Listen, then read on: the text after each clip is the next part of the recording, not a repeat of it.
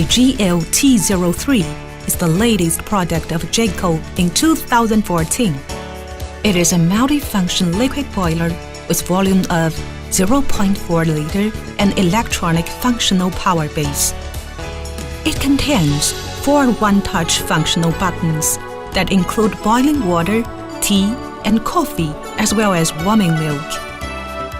For boiling water function, it would stop heating up once the water reaches 100 centigrade, and then keep the water hot for 1 hour.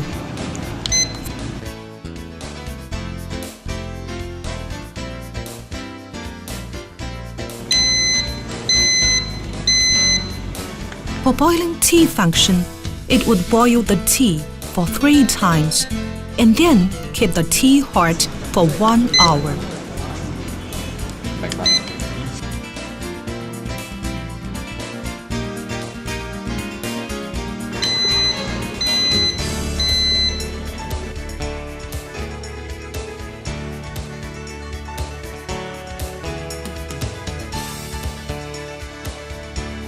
For boiling coffee function, it would boil the coffee for 10 times and then keep the coffee hot for 1 hour.